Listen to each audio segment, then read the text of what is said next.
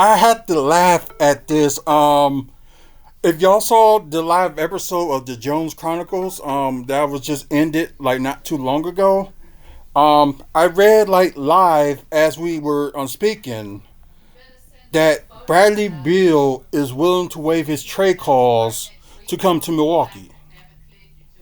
And the funny thing is like half of everybody don't want him. I'm like, well, my opinion, I'm like, I'm either for it or against it. It doesn't matter. If they get him, cool. We'll see how it goes.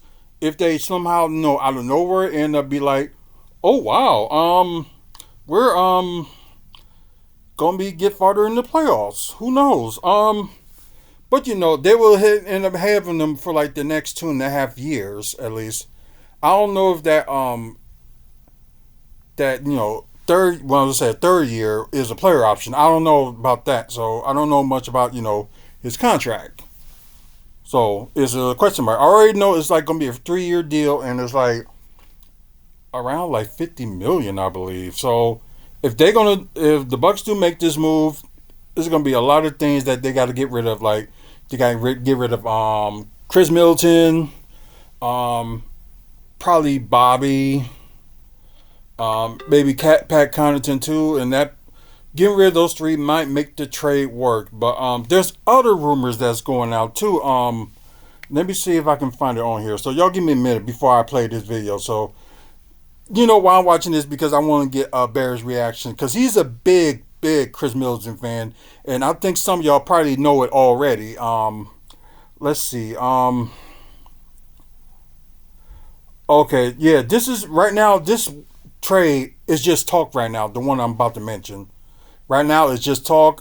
It's not like the official, trade or anything like that. But from Sports Illustrated, they said this is a possibility they can do this. So here it is. Bucks will receive Jordan Poole, Jonas Valanciunas, so that'd be that center that they need. So that will work for them. And Sadiq Bey.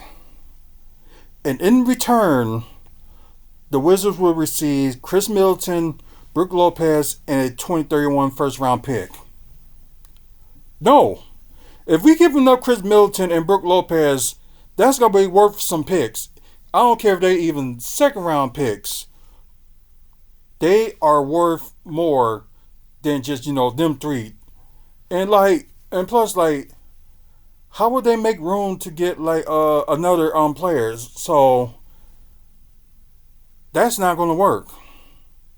So I'm going to hang on to that trade because we will do this on the on here and later on. But right now, let's watch this video, and we're gonna watch 2 videos, and so this will be like a long Bucks update. I don't know if we can call it like WFSO report or WFSO reaction, but I'm just gonna call it report. And kind of like a little bit of reaction, so it'll be like a little bit of both. So let's go ahead and let's get to this. And sorry, but I'm probably gonna end up be laughing. And warning, there may be some ads that be popping on here, so I'm gonna try to skip that right away if I could. So let's get to it. So reports are swirling around today that the Bucks could actually trade for Bradley Beal. And I actually already recorded this, then had some problems uploading it, so I'm re-recording it, but I'm gathering my thoughts more. And I just want to start off with, it is insane the way they're doing this, man, and it is inexcusable. And it just goes to show that when you do everything the right way, you are just and not causing any problems. Moving to the bench, no complaints. Gonna be a great teammate. Have a smile on my face. Gonna be showing up, playing my butt off. Even though last year I was the only one healthy, dominating. Dude, he was still injured. He played hurt. Don't you get that? And the sad thing is, he never will. Like, Chris Middleton was playing hurt. If that was the case, he wouldn't have had that ankle surgery if he wasn't fully, healthy. He wasn't fully healthy. He was playing hurt, but he toughed it out. So I will give Chris Middleton that. But saying that he saved us from he was playing well and saved us from playing in the first round against we was playing against the Pacers and we took him up to 6 games. If he was really that great and led the team out that first round last season, but he didn't. Damian Lillard, although he played like some games, but he worked his butt off too. He failed to mention that as well. Dominating the playoffs while Giannis and Dame were on their cheeks. Even Dame was playing a few games at least and ended up having like over 30 points a game. though I delivered a championship here to Milwaukee along with Giannis, but like obviously what Chris Middleton did, there was more historic moments outside of the game six. Well, I don't even want to compare the two. Giannis hit the higher peaks in that finals run because I think his game six of the finals was the greatest game ever played in basketball history. But when you look at it, like Chris Middleton, most go-ahead buckets in a fourth quarter of a playoff run, tied with LeBron James of all time. Only player ever 25, 10, 5, and 5 back-to-back games in a game 6, game 7. Went to the finals when Giannis went out without Giannis. And that's his go-to move too. And that's the sad thing, that he keeps going on to stats in the playoffs or stats he did in 2021. The question is, what have you done for me lately? That's what we're talking about. Although right now, yeah, he's driving on the, well, I wouldn't say thrive, but he's doing like the best he can on the bench, which ain't enough to be in like his normal self, despite, having like 24, 25 minutes. And you can't make the excuse like, okay, he didn't get that many, touches or whatever. He get touches. And there's times, when like you probably can pull that shot yourself. Like stick with your mid range shots. And that's the one good thing that Damian, oh God, noises. But that's a good thing that Damian Lillard has been doing. Is like doing some mid range shots. Don't always have to go for the three. So yeah, Dame is like starting to be more of himself, and they did talk about it. I think it was Sunday's game against Philadelphia. Talked to Vin Baker and was like, "You got to be yourself." So he ain't got to like always, spark out threes and stuff like that, which I know he probably will anyway. But it's getting a little bit better, especially like taking like some mid range. Although it don't look like his numbers doesn't look like that great, but to see the score, like the man's still scoring 25 a game. There's nobody score that high as a second player. I don't know if Oscar Robertson will do it, but that's something I probably gotta look up another time. We know Marcus Johnson did it, but I don't know if he had like a second option that scored more than that. So just from my memory, I'm just gonna go with Damian Lillard, the best second option right now that we have, and Chris Middleton will be that solid second of the second option when he was with the with the Bucks his whole most of his career. Giannis, 40 in the finals, all that stuff. 50 in the finals. And it just means nothing. Because reportedly, John Horst tried to trade him for Brad Beal already. A guy that is just worse. We can start. I think John Horst was seeing something that nobody else probably didn't see. Some GMs can be good at that, and he actually saw it during like whole Chris Middleton's whole career with the Bucks. There's games in the season even before they won the championship. He played 33 games, 55 games, and things like that. And he only played like one full game, and that was like his first season here with Milwaukee. That is the only time he played his full, all 82 games. Then you had a few of them like before, like his match injury he had, that he might have 79 or like 70 something games, which is fine. But all these other games that he had missed, like seriously, part of it is not good enough. If you end up missing one game, then it had to work. You play like your next 10 or 11 games or something like that. That's fine. But it's just if you get a chance, check out the last video where I was talking about this same situation with Barrett. That we were talking about. He was throwing like stats like in the playoffs and stuff like that, and the stats he only played for like 3 games when both Giannis and Dame was out, and I ended up putting out like his career stats. I'm not just gonna do like these certain numbers here and like no, we're gonna talk about the whole thing. So you get a chance, guys, check that out. Start there. Bradley Beal is just a worse basketball player. How? Because for the Chris Middleton criticisms, he's only averaging this often injury. This year, coming off of an injury, still recovering on a minutes restriction, playing 23 minutes a game. 10 less minutes of Bradley Beal per game. So he's playing 2/3 the minutes of Bradley Beal. He's having almost twice as many assists per game. About 1.5 more rebounds. He's averaging 5 rebounds. Bradley Beal's averaging 3.6. Bradley Beal's averaging more turnovers than Chris Middleton. Bradley Beal is not that much of a ball facilitator. Like he probably does, especially when he did in Washington when they had him like a point guard. I don't know, but I think that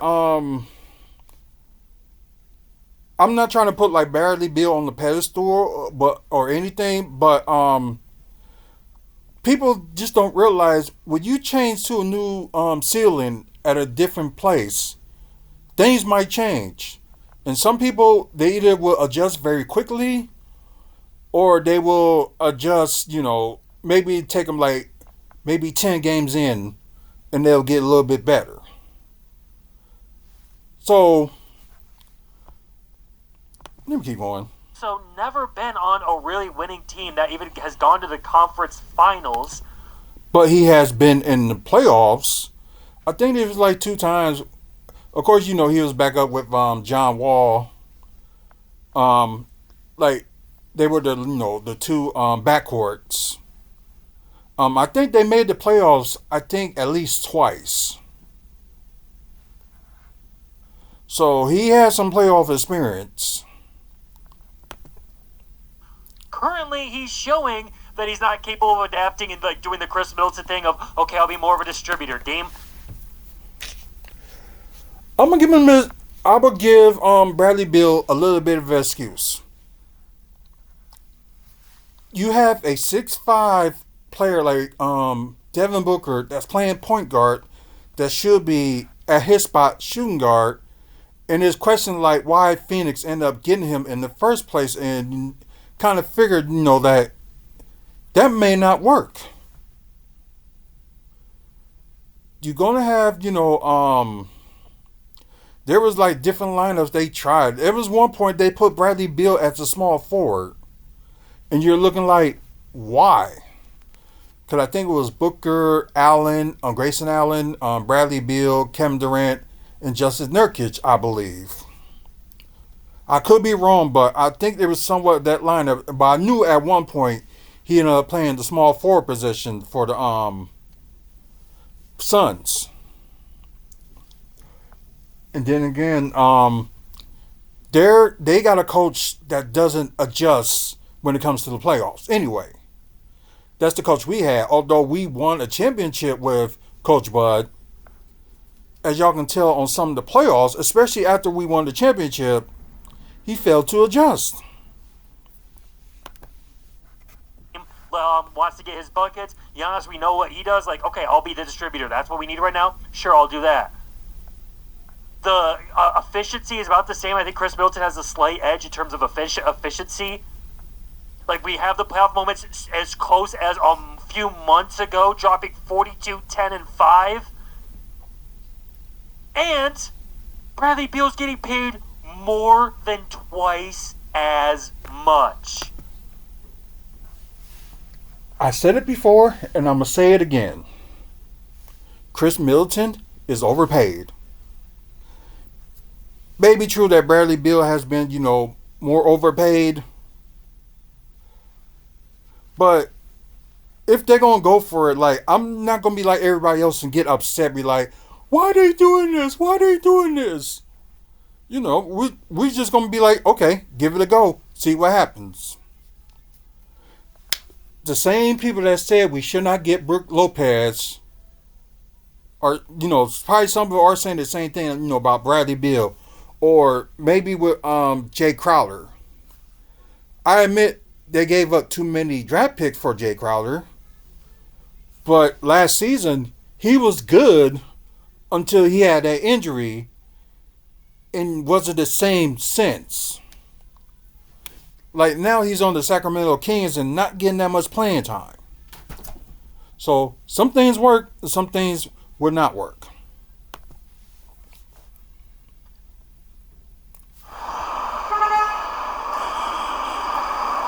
Okay, of course. This Chris Middleton fandom aside, for multiple reasons, this would have the potential to be literally the worst trade that has ever been made in basketball history. No, it won't. Because player for player, it's insane. It's insane between Chris Middleton and Bradley Beal. Don't you know they got to add more than two teams to do this trade? If they get rid of their pieces and stuff like that, they can add in Ryan Rollins into one of those missing two spots. Probably the two spots they're gonna have left. Then you never know. They may let go of Deron White. They might just release him, so that's a possibility. So Ryan Rollins can get one of those spots. Then they can get somebody from the buyout. Like they can get a center that they desperately need, and maybe another combo forward. Yeah, there's no way they're gonna get the Nassas this year because I think he's still in recovery and he's not at that. I don't think he's that quite right yet. But if he shockingly does, then okay, good for him. Sign the Nassas. But their main focus would be, if they end up getting like Bradley Beal, you got to get that small forward and get like a combo forward that can play power forward and small forward. Because, although, they're going to get rid of, Connaughton, Bobby Portis, and Chris Middleton if they decide to do that. Although, they still will have Brook, but, Brook could be following in that trade too if they decide not to trade Chris Middleton. Brook Lopez, they can probably can add up to 4 players in the trade, and go from there. That's a possibility that they can do that, and we still have maybe we'll. I don't know. They will end up getting like somebody else if it's be enough, or they can still keep Chris Middleton.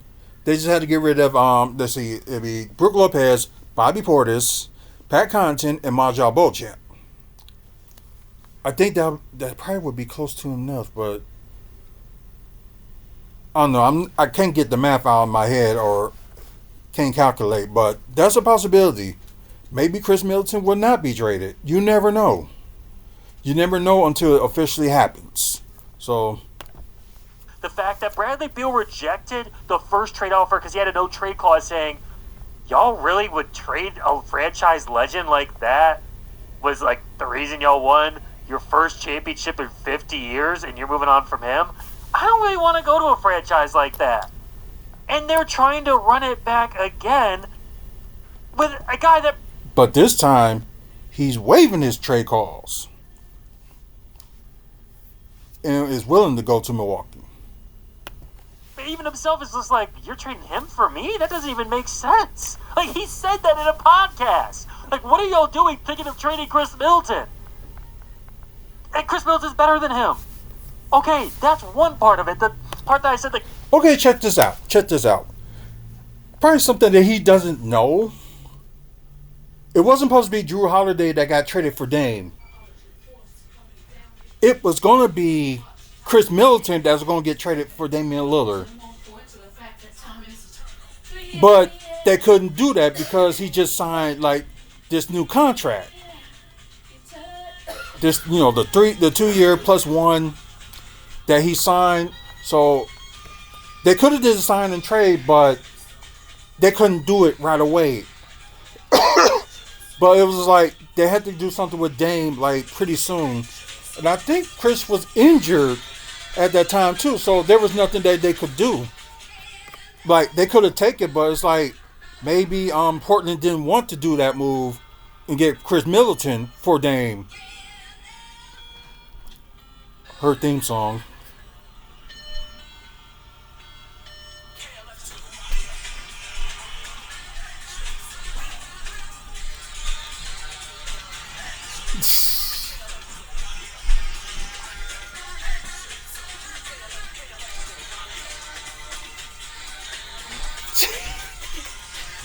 Are you ready?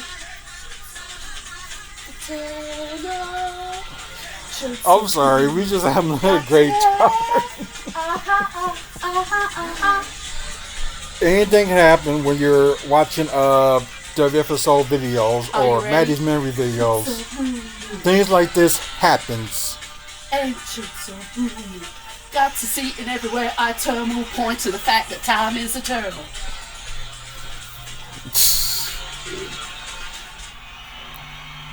KLF! The KLF has now left the building.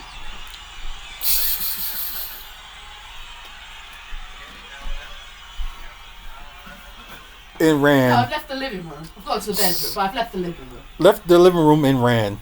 There we go.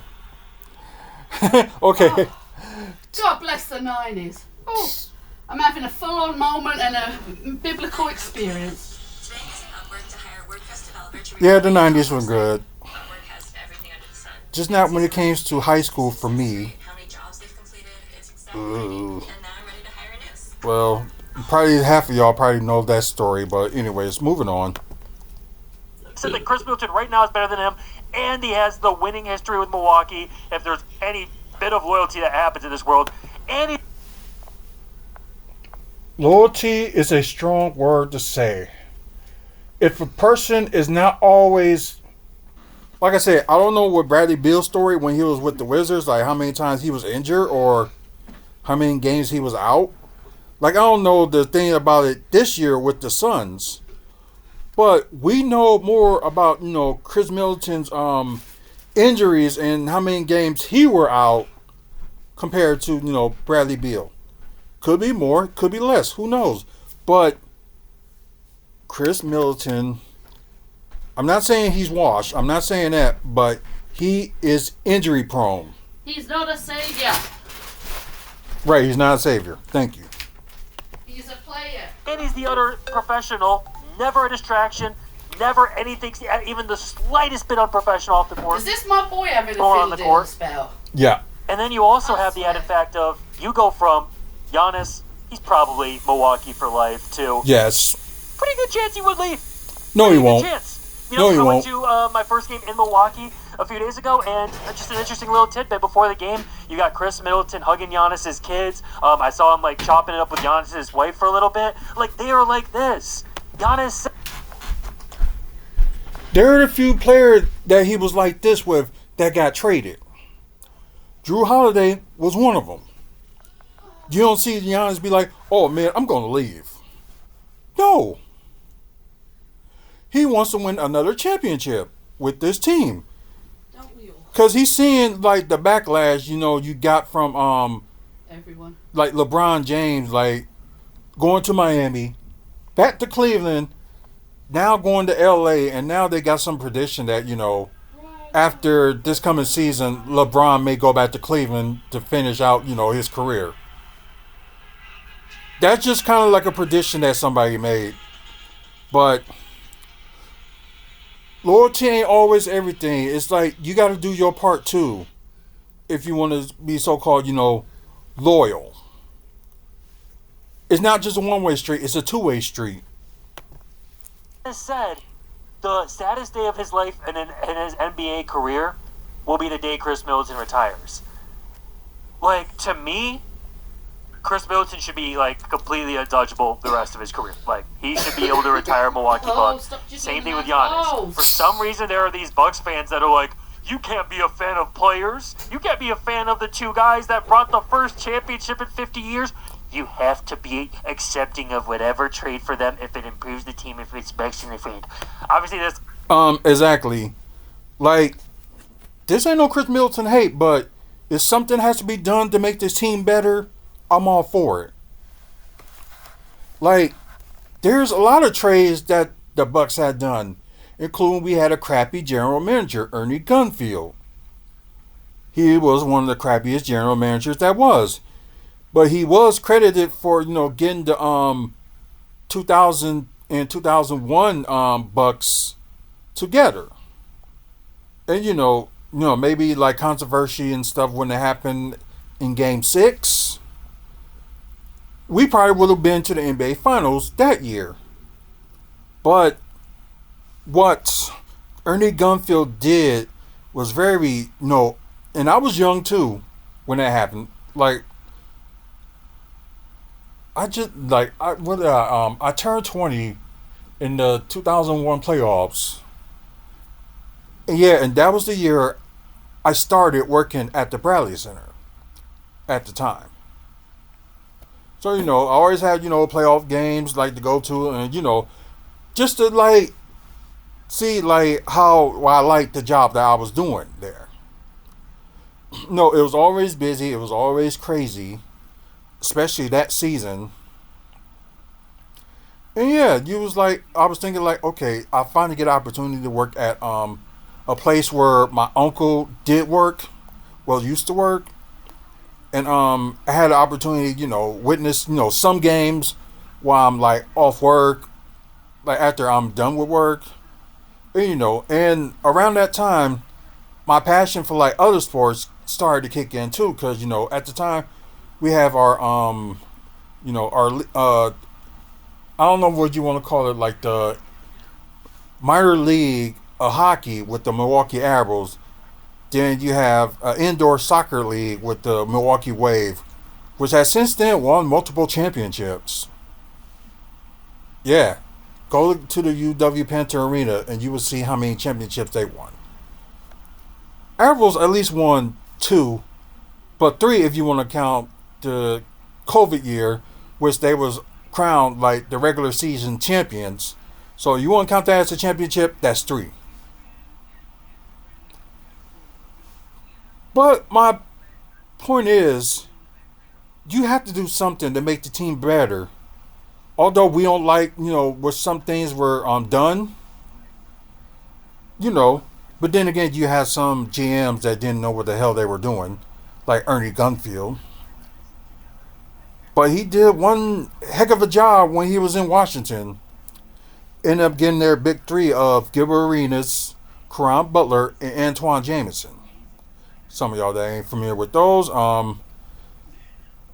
they probably won't be in the Hall of Fame anytime soon. But you got Caron Butler working with Miami as an assistant coach. I don't know what Antoine Jamison is doing, but Gilbert Arenas, of course, he has his own podcast. And there's times that Gilbert Arenas has been proved wrong when it comes against, Milwaukee. So, yeah, he's been proving himself wrong at times. And it's always funny when he does. Because he's like that part of the media that always going to say something bad about certain teams. Regardless of, some success or some failures or not. It's mainly like the social media and the media always want to pick on something that's wrong and don't pick up some stuff that is right. I'm gonna talk about an example like Tom Brady. I can't stand the person because I think he's an arrogant SOB. But when it comes to like knowing the game of football, especially like his first real season on commentary, he is really not that annoying. He's way better than actually Troy Aikman when it comes to like commentary and when it knows about the football, offense and defense. Tom Brady is more, educated on that field, like talking about commentary and stuff, than Troy Aikman and what's the other guy's name that was annoying that always was on Fox and now they on ESPN Monday Night Football. So I rarely watch any Monday Night Football games because I don't want to listen to them too. But that's a story for another time. Let's keep going. This doesn't improve the team. Like, even if it did, no, Giannis should never get traded. I don't care. I don't care. I don't stinking care. We're not like the Celtics or the Lakers where it's just like, oh, we expect championships, we'll go get more rings. No. These are the legends of the franchise's history. You treat them accordingly. But even that aside, Chris Middleton's still the better player. He should get traded regardless. Even Celtics fans that are like, that do have a little bit of right to be like, oh, we're not attached to any player because, we won with Kevin Garnett, Paul Pierce, we won since Bob Cousy, we won with Larry Bird. Like, we've had all these championship teams to where, like, Tatum, Brown, yeah. But literally, when they made a clearly very good trade, trading for a much better player, Marcus Smart for Porzingis. Marcus Smart, who never won them a championship, wasn't their second best player, maybe wasn't even their third best player, probably not by the time he got traded. And even still, if you look at the Celtics comment section, it was pretty much unanimous, like, we can't do him like that. Like, he's been here since we've been building this. Like, we can't be doing our guys like that. If you know anything in business, I did take some college classes that had something to do a little bit with business. If you're in the business, you got to know what's best for the business. Although I hate rich people, I really do, and I hate the wealthy, which tells you where my status is at. I hate the rich because they do something good for their lives, but where they come from, they never want to give back. And there's also like majority of these NBA players that give back. You don't see that many, you see some celebrities get back to where they came from, which is cool. Every sports athlete gives back to their community. But you have like certain people, like certain celebrities that rich, they don't never like give back to their community, especially like some musicians that's from here in Milwaukee. And we also have a certain person that's really, really, really famous and rich. She even got her own network. What has she done for the city of Milwaukee? Nothing. Who? Yeah, Oh. exactly. Hasn't done not a thing for this city, but does stuff for herself. So, my thing is this. It's like, wherever you hate the trade or don't like the trade, although, like I said, I didn't like, when they traded Ray Allen or when they traded Glenn Robinson. Especially they traded Ray Allen for Gary Payton. And lo and behold, that he didn't like it here. Him and his wife didn't like it here. But ended up playing the rest of the season, ended up being a free agent, and we end up with nothing. So, at least with this trade, they probably will deal with Bradley Beal for, a few more years, whatever. And if he has a player option, if he has a player option the following year, if he take it or not, whatever. But we got to make things work with, Giannis and Dame between now and 2031. Although, we got like a couple swaps in 2026 and 2028 and 2030. So the final deal that we had to deal with, with when it comes to the Pelicans, is the 2026 pick that they got from us. After that, we're done with the Pelicans. Then we gotta deal with the things we did for Portland. You just gotta make sure when you get up tomorrow morning, So some coffee. we might not have important like first round picks or anything like that, but at least we got a few first round picks. Oh, stick the massage. Swap or not, we still have them. And you never know what you're gonna get when it comes to like draft. They may end up getting, the 28th pick next year. Well, they may end up with, like a higher pick, but then again, New Orleans will have the right to swap, and you don't know at that pick that the Bucks will get next year. It might be a diamond in the rough. You never know. And that's how most fan bases operate for a guy that didn't even win a championship for an organization that has the most championships out of any team in the league. Hold on. Since I got a little bit of time, well, I got like a lot of time in the world, but I'm just gonna look at my. I need to keep my other phone just to look at the other stuff, that the trades that they were talking about that I mentioned earlier. So we're gonna do that. So, like I said, guys, this is gonna be a very long video. Okay, let's see. Let's type in yeah. Got it. Bradley. No, not Bradley Cooper. Bradley. Oops. Didn't mean to put that together. Bradley Beal's stats. Let's look at his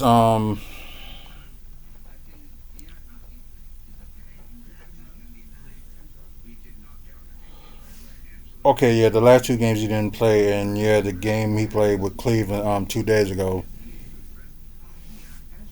It looked like he didn't get that much attempts. Only 2 of 4 with 3 rebounds, but that's not the stats I'm talking about. I'm talking about career in general. Let's see.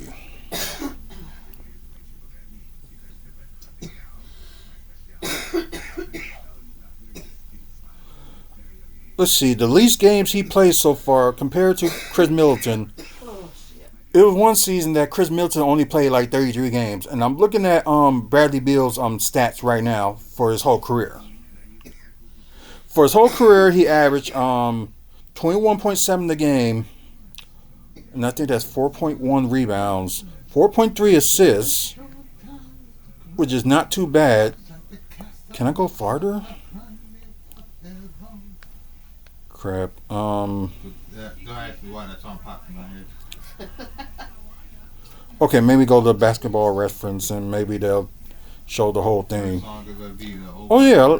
A lot of YouTubers use this app as well. So yeah, whole career 21.7. So that's my was to say 22 points a game, 4.1 rebounds, 4.3 assists. Sorry. The motherfucker got like 18 jobs.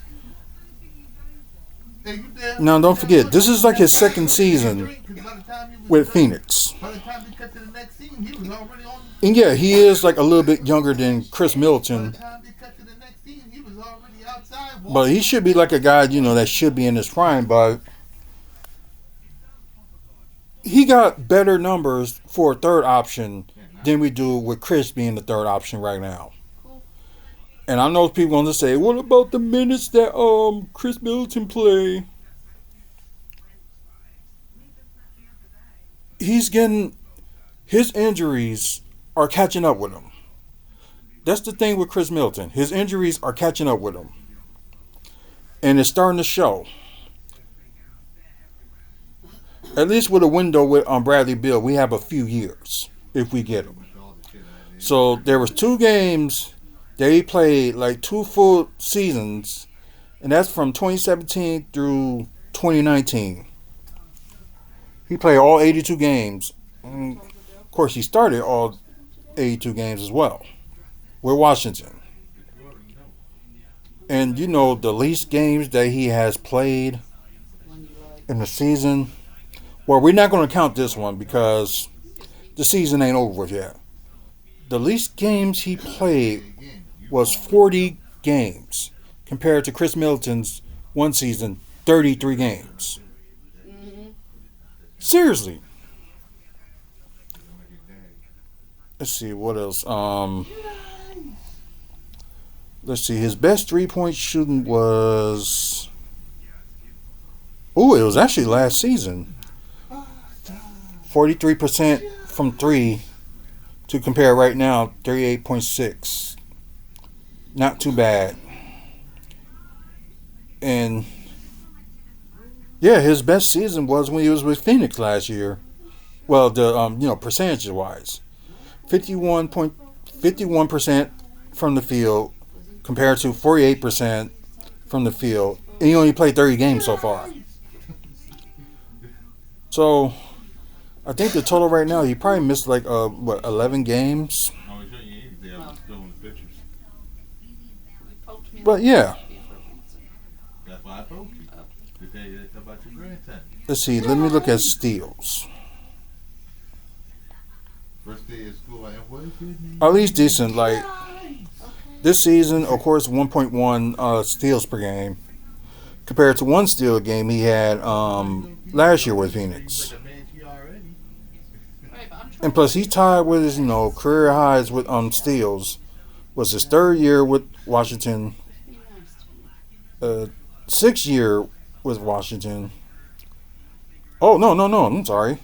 The 2018-2019 season was his best with 1.5 steals. Might well say that's nearly 2 steals a game. So, it's something there. It's just the same thing they were saying with Damian Lillard's defense. Like, I kind of knew by looking at his numbers, it's something there. It's just got to be that right team just to get it out. And that's what people just don't realize. Like I said, y'all want to see Bradley Beal's numbers? And yeah. Well, of course the least turnovers he had was his rookie season. The second least was his second season. And the third least is currently this season. So only nearly two turnovers a game, which at one point you got from Chris with turnovers 7. 7, but not his career average this year. But I'm just saying how much he had in a game. And like I said, the season ain't over with. Okay, let's see. If he played rest of the season not hurt, I think this would be his maybe his 4th season with at least more than 70 games compared to Chris Middleton's. But carry on. And you stupid, idiotic, meat-munching Bucks fans will be like, oh, Chris Middleton, I don't care what he did in 2021. I'm just going to ignore what he did in 23-24 and act like he owns. The only one that's talking about the 2021 championship is you. We, in Milwaukee here, we were very grateful for those 3, Giannis, Chris, and Drew, that got us a championship in 50 years. So we're grateful for that. But like every other franchise, they're going to want more, and they're going to want to improve to what they're going to do. If, Chris Middleton, opts out of his player option this coming season and, cut it in, cut that in half. If they don't do this, then, I have more respect for Chris. But I think one time I was on Amara's Logic, and I think somebody called Chris Middleton Robin Hood. Take from the rich and feed from himself. I think that's what somebody was saying. Something like that. did anything in 2021. I don't care what he did then anyway, you know. Why you keep bringing that up? Quarters is LeBron. Who cares? He should have done that. Oh, got us to the finals when Giannis went out? Oh, you know, that's just... Me and there's probably like a few other people mention this. That's only 2 games that Giannis was out in the Eastern Conference Finals. 2 games. And yeah, you know, Chris, yeah, he did good. But how long are you going to handle that? If Giannis was still out, do you think we would have won the finals? No. Like I said, we did need Chris, of course. We did need Drew, and we also needed Giannis. And good thing that he came back the first game of the NBA Finals.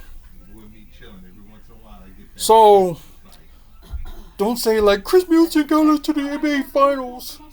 Well, if Giannis wasn't playing that whole series, it probably would have been a different number then. So you can stop with saying Chris Middleton carried us to the NBA Finals. No. He had Drew Holiday. And he has a couple of other people like Brooke. And I'm sorry I forgot to mention him, but Brooke did some stuff too.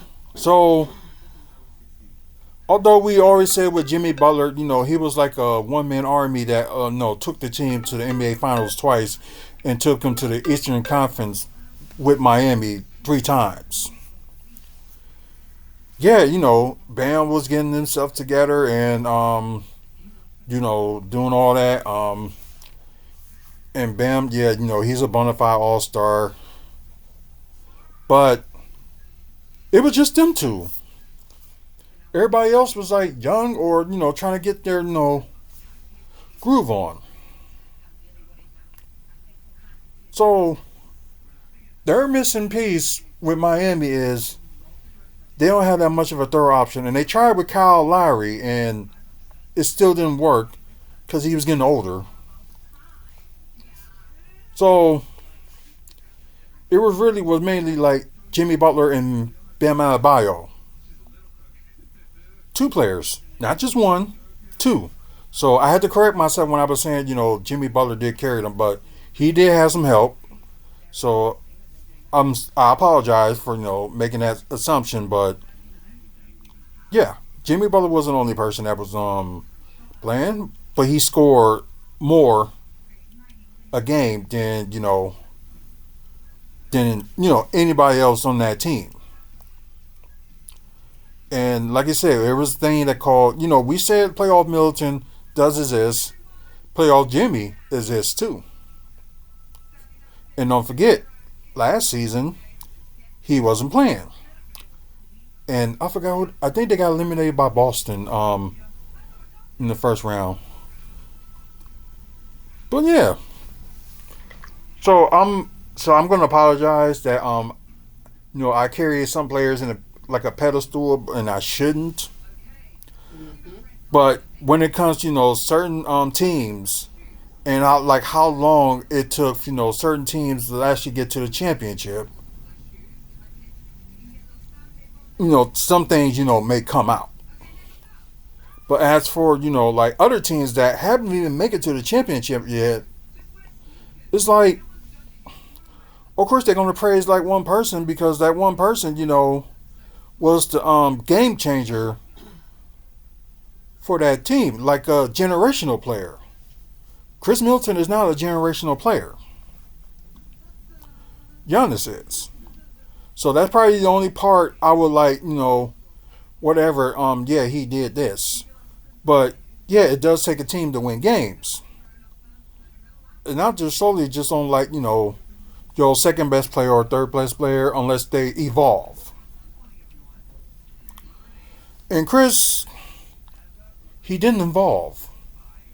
He ended up being like the same player he always was, but with no athletic ability. It's just normal stuff. Like we don't have to be appreciative about that. We don't have to want to hold on to him. 40 in the finals. Yeah, whatever. He might be our 5th best Try 50. player all time. Swallow my meat. Swallow every. There he goes. Talk about swallowing some meat. But then again, Barrett is a young person. He'll understand sooner or later. I did. And like I said, with the trade with the Glenn Robinson, Ray Allen situation and stuff like that. Yeah, I was acting kind of just like this too.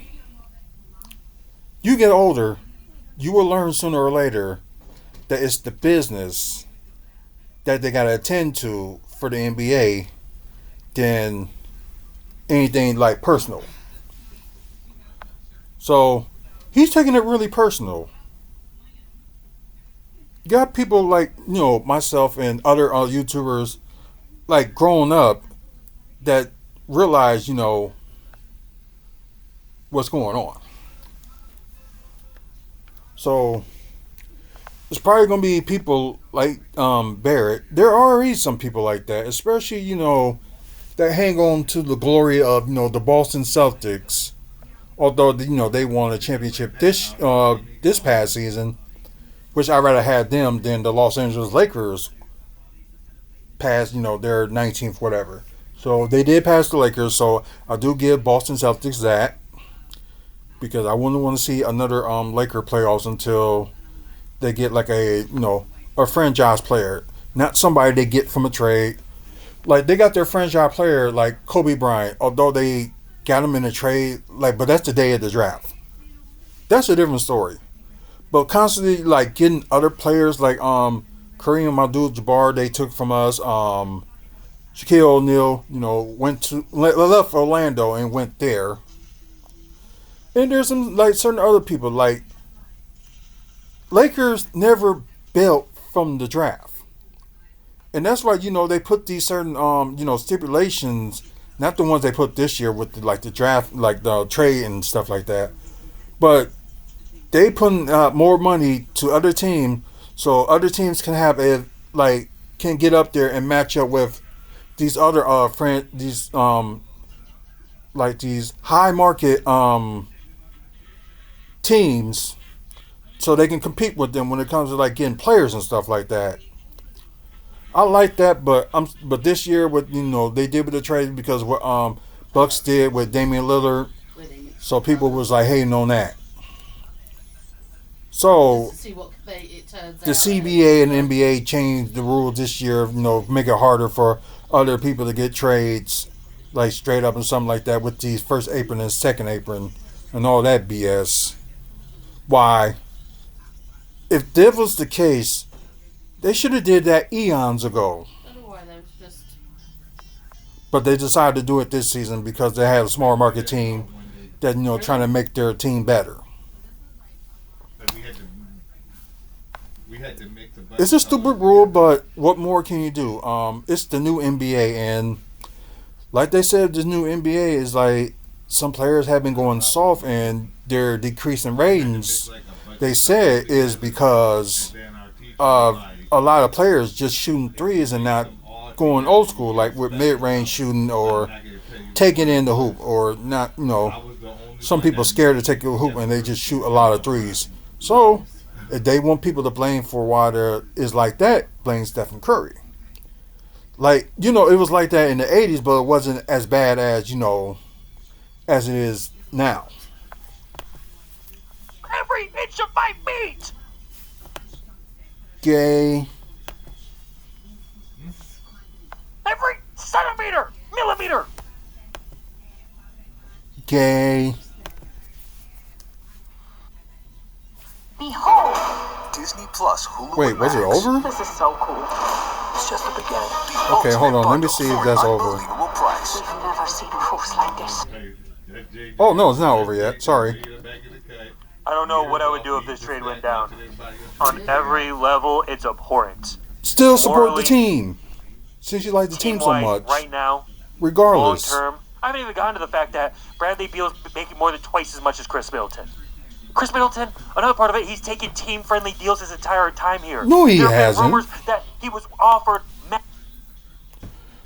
No, he hasn't taken no team-friendly deal. If he was taking deals like, with Brooke Lopez with like 20 to 25 million, Brooke and Bobby, and I admit Pat Connaughton too, took team-friendly deals. Chris Middleton hasn't. So you can skip on for all that crap. Max deals from other teams, and he takes less to stay here, and you just play with him. Nope, he didn't take less. He was still overpaid, especially how much he produced. Nope. Especially how many injuries he got. Nope. I'm going to look at something right now. We already know that Chris Middleton only made it to the All-Star game 3 times. So I'm sorry. Chris Middleton is still not worth the money, but let me look at how many times Bradley Beal been in the All-Star game. Tell me he looks sick, doesn't he? Oh, okay. They got his other stats here. Career high 60 points. Career high rebounds 12. Career high assists 17. Career high steals 6. Career high blocks 5.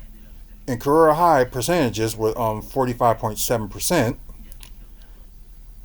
But the only thing Chris Middleton probably got over him is triple doubles. Bradley Beal only got 2.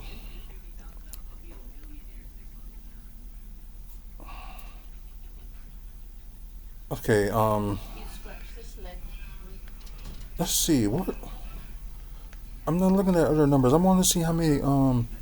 Let's see, awards and honors. Let's see. Oh, okay.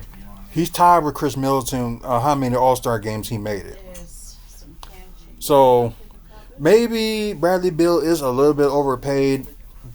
I can understand that. Let's see. 2019. Oh, okay. He had defensive folding shares, so they must have seen something in him. And here's this. He's been all NBA folding shares. Okay, never mind.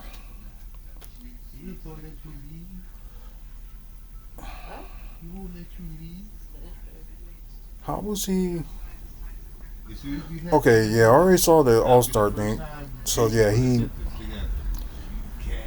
in the All-Star game 3 times. Same amount as Chris Middleton. So maybe he was a little bit overpaid because of that part. Wait. Okay. Chris never been in an all NBA team. But now I think Chris Middleton never been in an all rookie team NBA. 2012-2013, Bradley Beal was in the all rookie team first.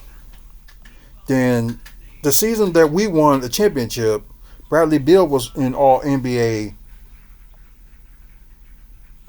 Of course, he was on the third team. Chris Middleton never made it to an all NBA team of nothing. So you can take that other facts and stuff wherever you want and shove it.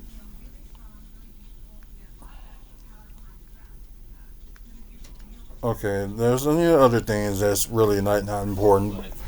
I just want to know what his When you were squeezing it. How does this feel good? Okay. I thought my body was messed up. Like, Weird, I shouldn't say that. Chris Middleton probably will not be in the Hall of Fame right away. Bradley Beal probably won't be in the Hall of Fame right away.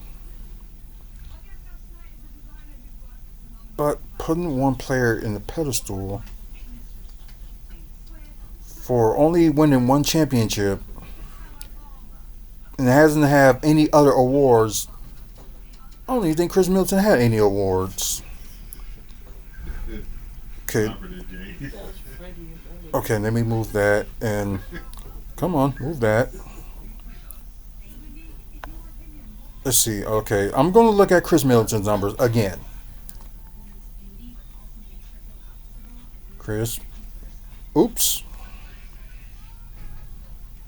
not Chris U. There we go, Chris Middleton.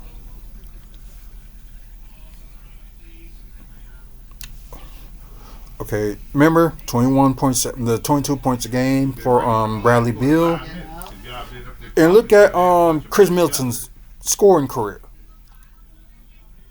Way less than Bradley Beal, with 17 points a game for his whole career.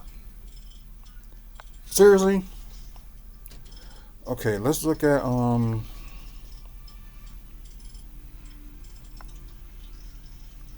let's see. Okay, the last, the last 5 games. And only high he scored in these last 5 games, including, this past Sunday, he only scored 16. And the lowest was 11, was the game before that. So if Chris Middleton can do like 17 or 18 points a game at least, that would have been something. Okay, now we're going to look at Chris Middleton's game stats. Like I said, yeah, there's more games that he missed than Bradley Beal. Like I said, it was only about two seasons he played all 82 games. Same thing as Bradley Beal, but it wasn't back to back. It was his first season with Milwaukee, and in the 2017-18 season, we played all 82 games and started all 82 games. Then you got 279 games, which is not bad. Then you got 77. Then the rest of them, they weren't that great. They wasn't.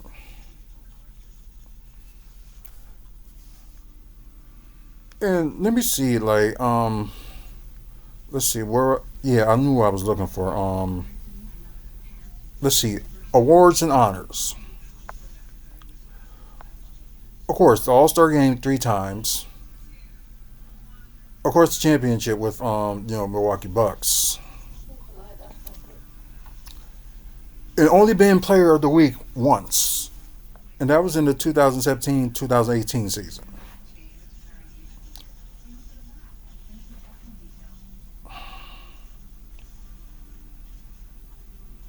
Yeah, he wasn't in the All-NBA.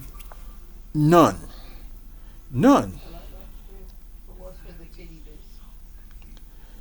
Like what I said, look at this, like, other accomplishments. Let's see. He got the same triple doubles as same thing with Bradley Beal. Only 2. This was him eating dinner today. Okay, Hall of Fame probability. Lesser than Bradley Beal. Does that tell you something?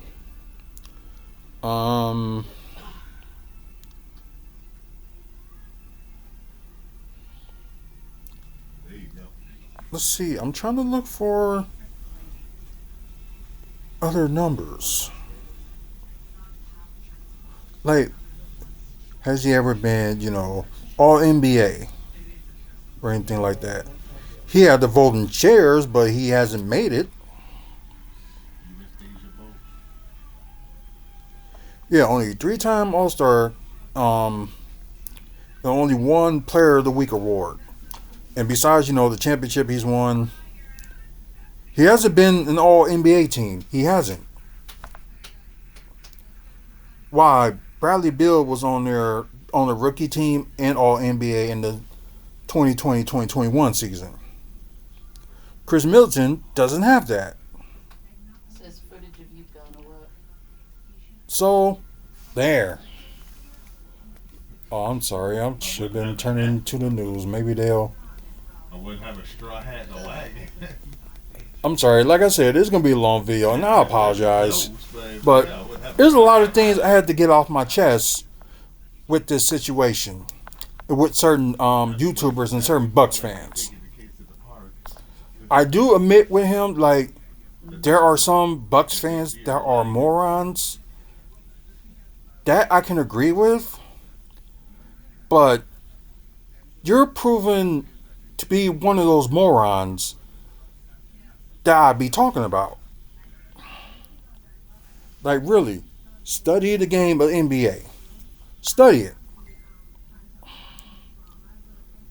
Like I said, there's still things I got to learn about the Milwaukee Bucks. Like the '80s team. I'll watch a little bit of video on that was on here on YouTube. I did watch that and showing how great the Bucks team were in the '80s. And we already know the story about them in the '90s. We knew about that. Of course, in the 2000s, like that only good year was that year they made it to the Eastern Conference Finals. Then otherwise, every time we go to the like first round, we get eliminated. Um,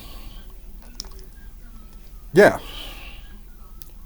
But anyways, yeah, no All NBA team, none for Chris Middleton, none.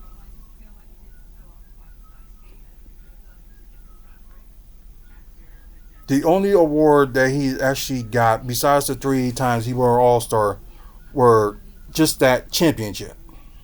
No accolades, nothing. With him, you just play with this man. Like Russell Wilson in the NFL, like there's reasons to be critical of him. He does some like weird stuff. He can be a little like up too much about himself, all that stuff.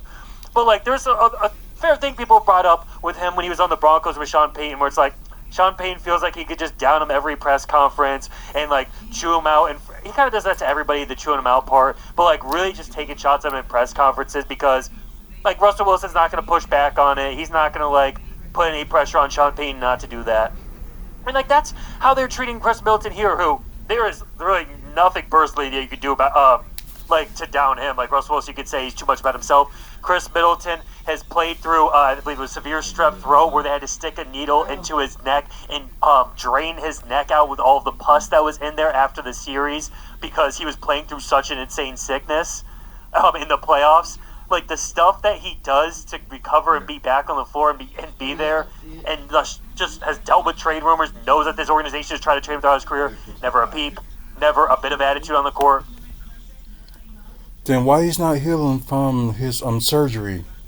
And it's been since July since he had that surgery, and hasn't healed from it since.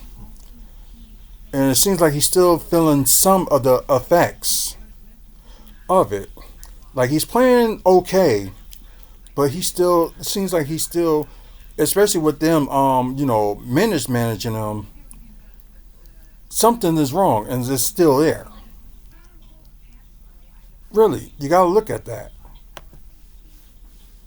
Never do you watch Chris Middleton play and be like, oh, he's kind of dogging it. Like he's literally drenched in sweat every game because he plays his butt off every night, and it's just Of course. still. Like we could just dangle him out there for scrubs every year, and like that's fine because we know he's a professional. And it's just like, dang man, this world isn't what you thought it would be. Like we're taught as kids to be things that don't help you. Being a professional, just mind your business, showing up, lunch pail, go to work, don't complain, do your job, work your butt off. It doesn't get rewarded. Being a good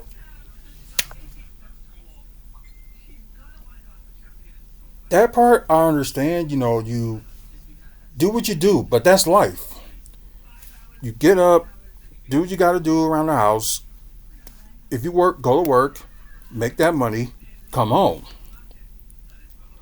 You do like, if you have like a day off or something, you probably spend it like, maybe go to the store or something like that. Got to pick up groceries or, pick up something you need, like maybe if you need some clothes or you need something like, you want to get your, facial stuff going on. Like you want to trim your beard or you cut your own hair. You do that. That's life. That's always going to be life. There's barely like any day offs in life. You still will have to work. Like, this is my work. And I'm not getting paid for it, at least not yet, but right now, this is work for me. And other situation I'm not going to talk about on here, some of y'all already know, so I'm not going to say it, but right now, this is my work.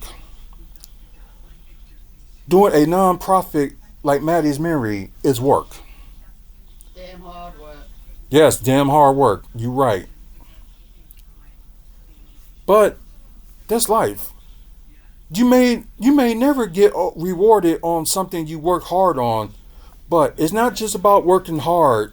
It's the passion that you have for the work you do. If you ain't happy with a job you work at, or you say the job is not that fun anymore, leave. Find something else. If it's not that fun anymore, leave. The only problem I have, with certain jobs is that, I'm never going to get this raise or anything like that back then. It's like the same thing when I was working at the Bradley Center. It's like, man, I'm never going to get no raise. He's gonna make white. Then, like the last few years of me being there, I'm suddenly end up getting a raise. But then again, my last year there, I did get a reasonable raise, but I didn't quit. They let me go because I didn't work the summer because I was working at the time Miller Park. I had to do that, and I couldn't do that many summer events there at the Bradley Center. I couldn't. I tried to go back, but things got in the way. Personal things got in the way. I'm not going to say what, but personal things got in the way. And they just wouldn't hire me back. Although the boss that I knew was there, okay, this funny thing though, because he's now, my boss that was there before I was gone, tried to get me back in, but couldn't because of, the restaurant's standards and stuff with like other issues. But now, who was my boss at the Bradley Center, then again, he moved to Minnesota, worked up there, then back and forth Minnesota and here being a referee in the Indies. Now he's back in Wisconsin and does like referee stuff here. And still, I don't know what his day job is now, but he's currently right now still doing referee jobs. And, you do what you love. You have the passion for it. You work and you work hard at it because you have that passion. So yeah, number one, you mind your business at work. Do what you need to do. Number two, of course you need to make that money. Duh. And number three, I'm sorry, I was going to say number four, but number three, you work as hard as you can with no complaints, nothing. I know there's probably going to be times you're going to get to the point that you're going to complain about what you, the three things that I'm talking about. You're going to like complain about, can I get a raise or something like that? You can talk to your boss or whatever privately and said, the only issue I have is this. You can tell them that, and that's what bosses are supposed to do. They're supposed to make it more better for you. And if you're that hard-working person, they're gonna keep you. But if you like half-assing when it comes to the job you work at, not many people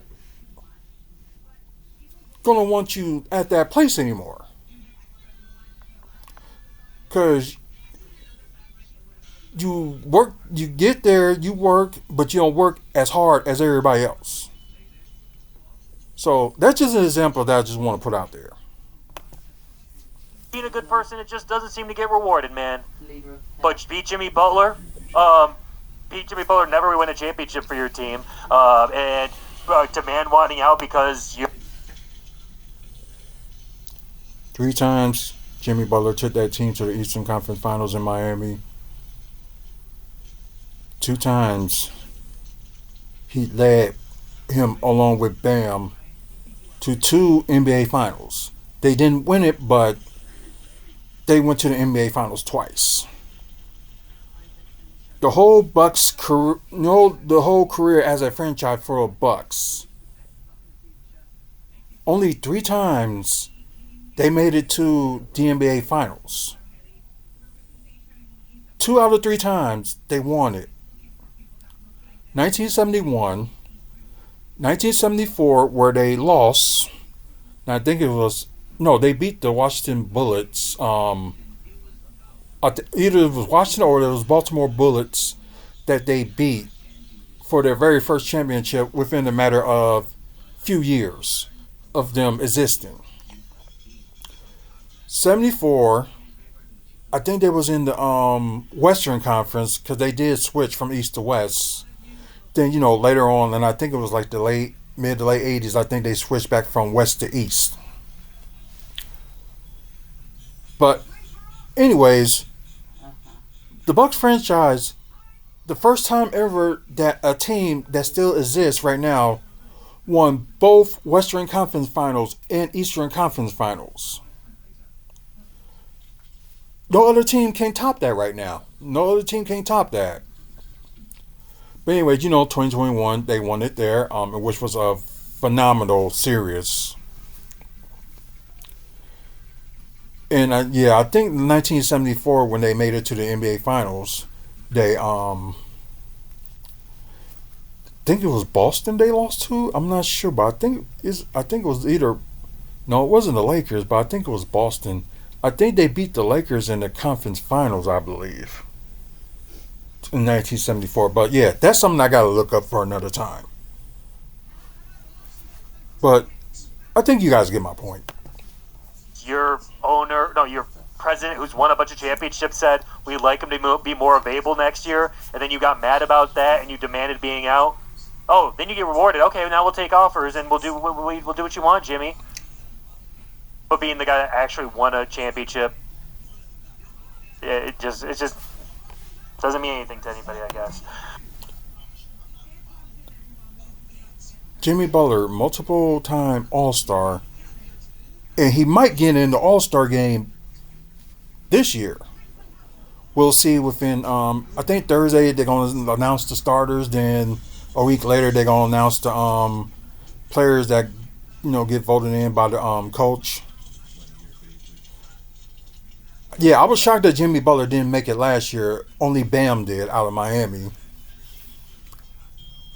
But I got a feeling then Butler may not make it this year because, him being out and being suspended. So probably the only person in Miami that probably will get it will probably be Bam again. But my point is, oh God, I got to look at this too. So, sorry guys. Okay. We'll look at Bradley Beal's and Chris Middleton accomplishments. James Christian Middleton. So he got Chris from his middle name. Some stars do that. Oh, they had his accomplishments already. 3-time All-Star and only 2021 NBA championship. So I gotta look for that. Okay. Let's go with, there we go, Jimmy Butler, who was in the league like maybe a year before Chris. Okay. What the 2020, yeah, Saint. I don't get that part. So I don't know what they mean by that STL champ. I don't get that. Oh, probably when he was playing like summer league or something like that. That's probably what happened. But anyways, 6-time All-Star.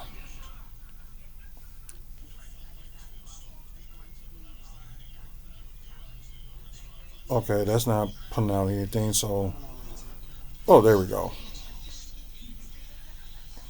Oh, them was just players that who won the number 22. Okay, go back.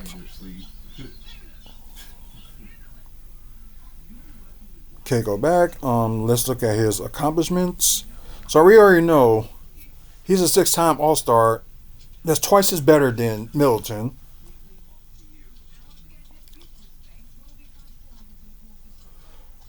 Okay.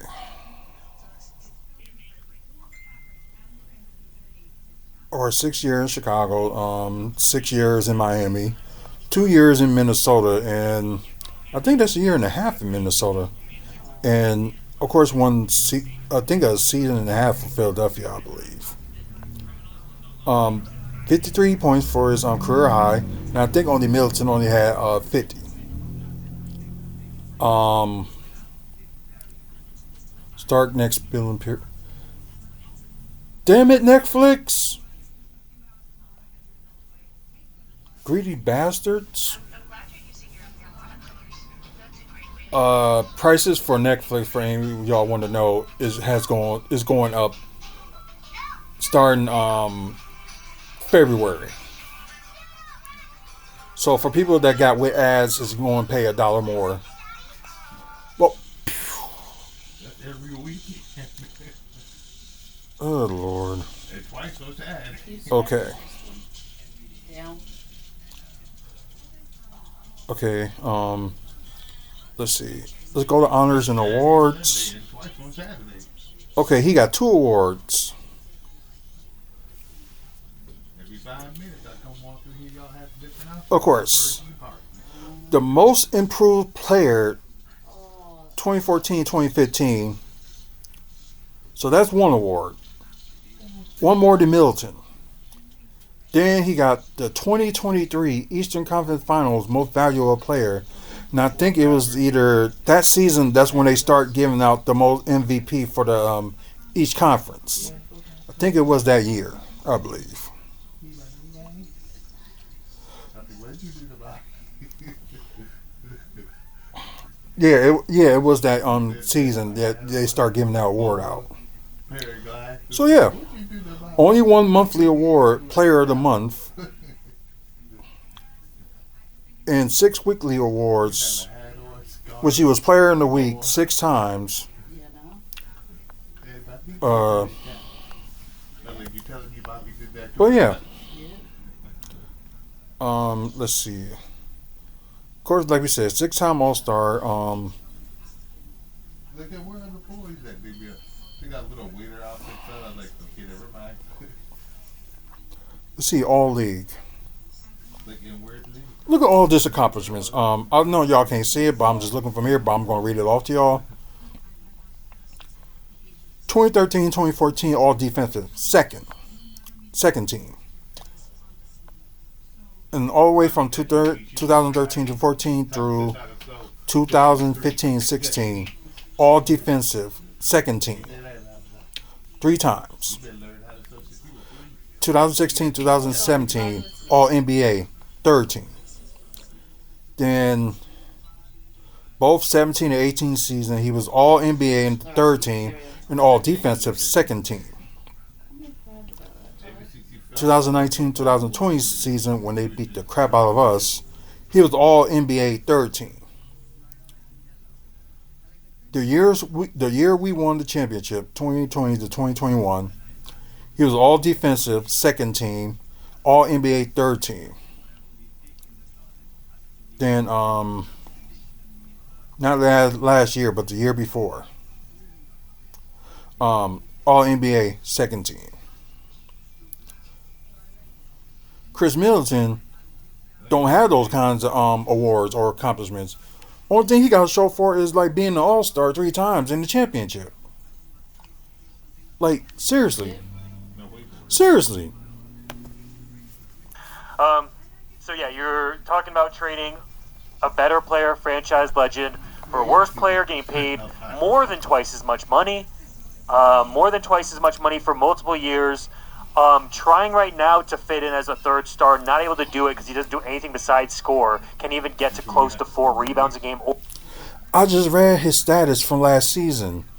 If you read a person's status from last season, he actually did okay in that role.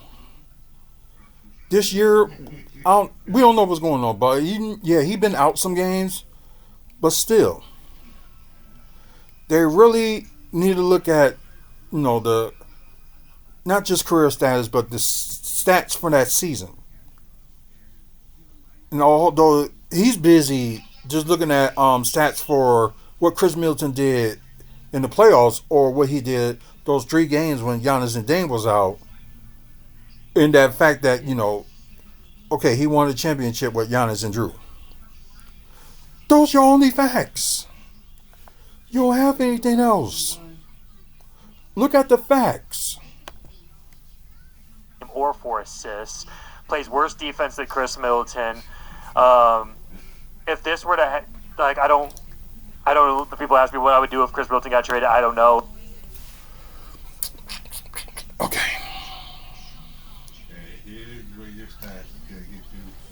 They said the same thing about Damian Lillard may not have no defense, but if y'all really pay attention to their stats and what they did in games and actually watch them, I mean really watch them, you would know how they would play. They said Damian Lillard wasn't a good defender. He averaged at least one steal, over one steal a game. And there's the same thing with Bradley Beal. The same thing, over one steal a game.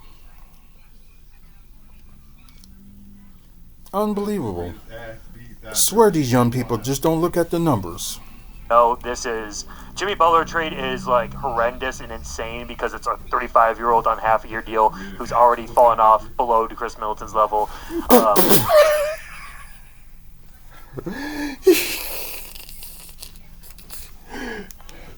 Okay, to nearly 13 points a game this season with Chris Middleton compared to, hold on, let me look at this year with Jimmy Butler, over 17 points a game, 5.3 rebounds, and almost 5 assists. And we already did with Butler's. It's almost the same thing as Jimmy's with points average. So he's scoring more than Chris Middleton. Maybe not more rebounds and assists than Chris Middleton, but he's still scoring more points than Chris Middleton. Both Bradley Beal and Jimmy Butler. Although Bradley Beal is a bit younger, he's 31. Chris Middleton is 33. Jimmy Butler is 35 and always still had numbers. It's like looking at LeBron James. It's like if you work on your body and stuff, work yourself in the off season, which we never seen anything like with Chris Middleton working out the off season, but we know he's working out during the season. But has he been working out in the off season? We don't see that. So how will we know what Chris Middleton do in the off season? And I know it's none of our business what if he doesn't post it, whatever. But that's the thing you got to remember. Some shooters only work at shooting. You don't see some of these shooters with these crazy dunks or anything like that. That's athletic. Probably both Beal and Jimmy combined could be more athletic than Middleton, or they probably just more athletic than Middleton, period. But this is that's horrendous and maybe would go down as one of the worst trades in NBA history. No, it won't. This is just impossibly terrible. No, it won't. We've seen worse. And if you want to say franchise rise, the worst trade was, well, besides, Ray Allen for Gary Payton, that was bad. But the worst was Andrew Bogut for Monte Ellis. Now, that was horrible. And especially, Monte Ellis only stayed for a year and a half, then left. So don't tell me that this trade with Chris Middleton and Bradley Beal will probably either with Jimmy Butler for Chris or something like that, involving with teams. That is not the worst. That Bogut for Ellis was worse because they could have got Stephen Curry, but our dumb staff, training staff, was worried about his ankles. Maybe they should be double checking and looking at Chris Middleton's ankles. They probably couldn't predict that. Seriously? To where I think that there's pretty much 0% chance Giannis ever gets another ring if this happens. With Jimmy Butler trade, Giannis got Dame. And if they get Bradley Beal, at least that'll be their third option. And we still have Gary Trent Jr., who is still young at 25, and they probably can keep like Gary Trent Jr. his whole career there, and they will get a ring before Chris Middleton get his second. Or if they don't get a ring at all, we know Chris Middleton ain't gonna get no second ring. Yep. We know that from the way he plays, unless he'll be lucky enough to go to a team that's not gonna need much of his service. It's just like one of my favorite players in the Milwaukee Bucks, Glenn Robinson.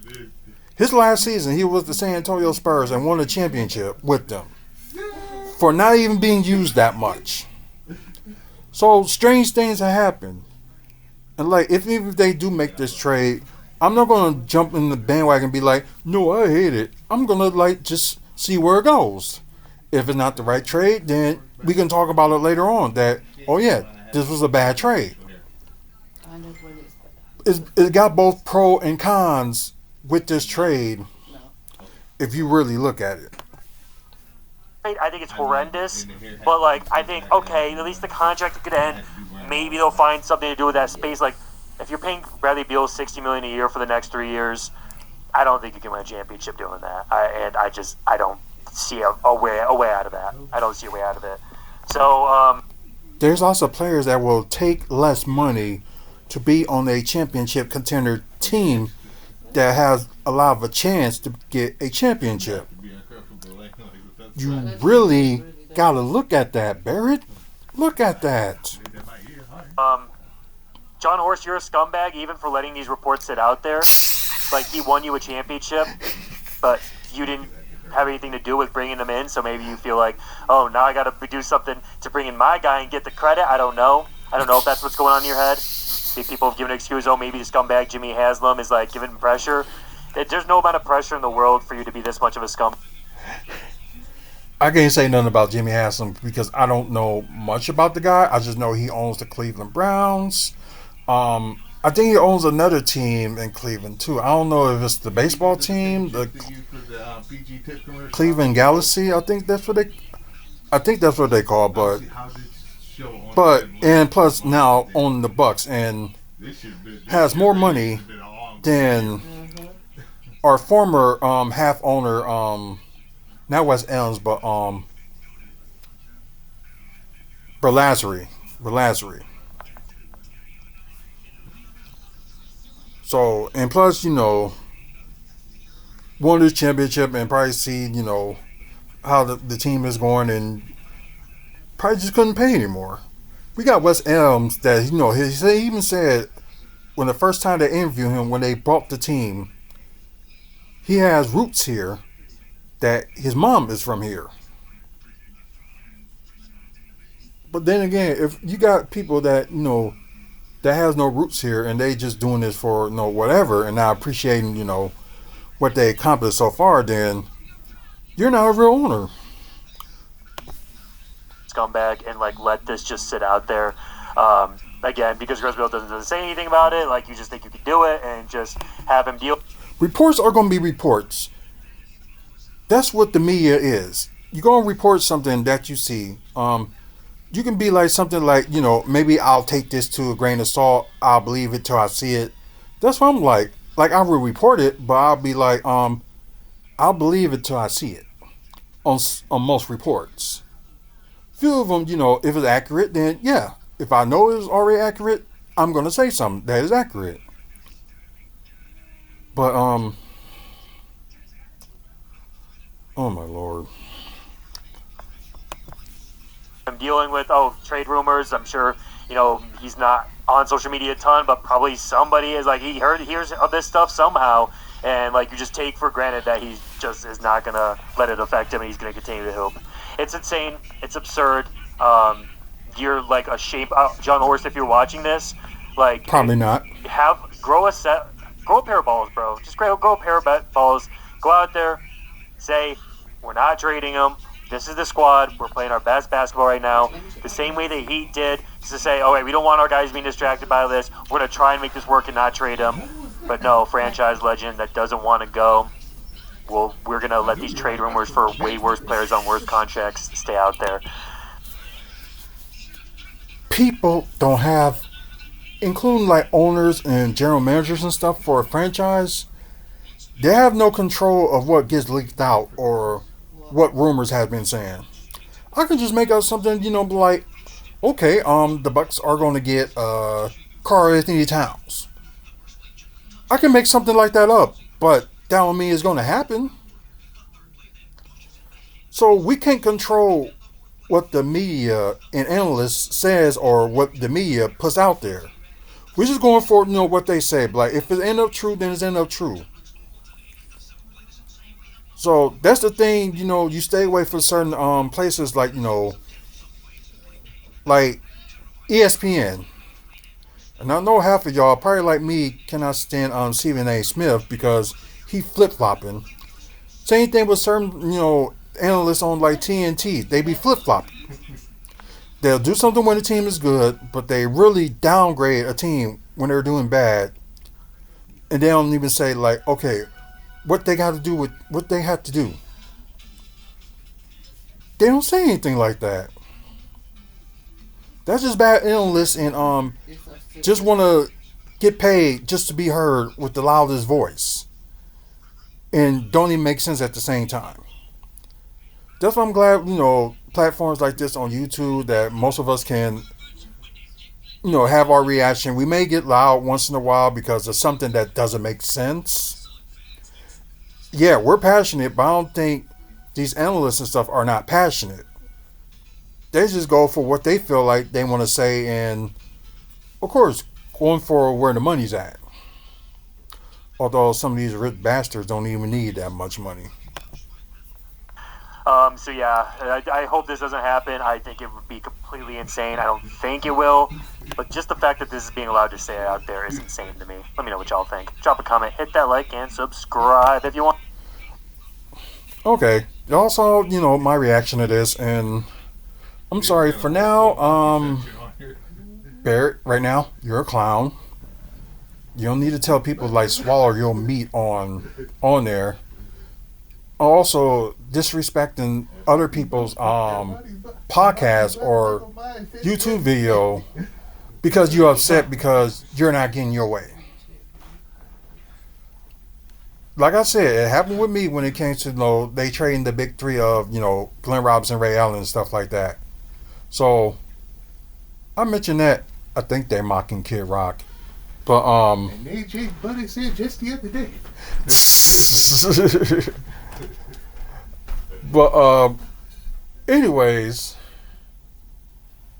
you can't always get what you want. You can't. Huh? Oh, thinking?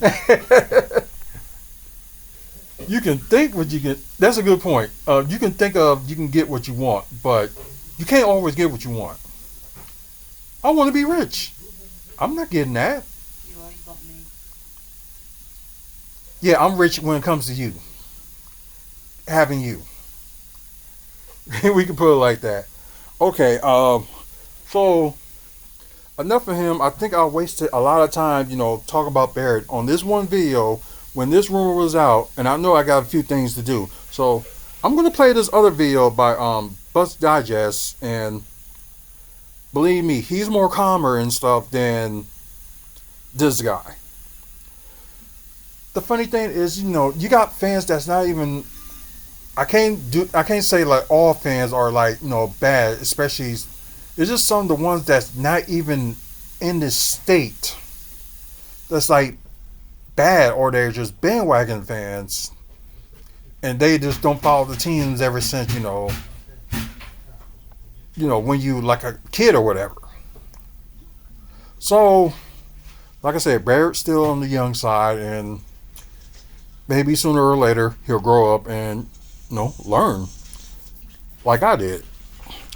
But anyways, I'm not gonna spend my whole time talking about this. So let's get to this other video because it seems like there's something else that's in the works too that involving Pat Connaughton.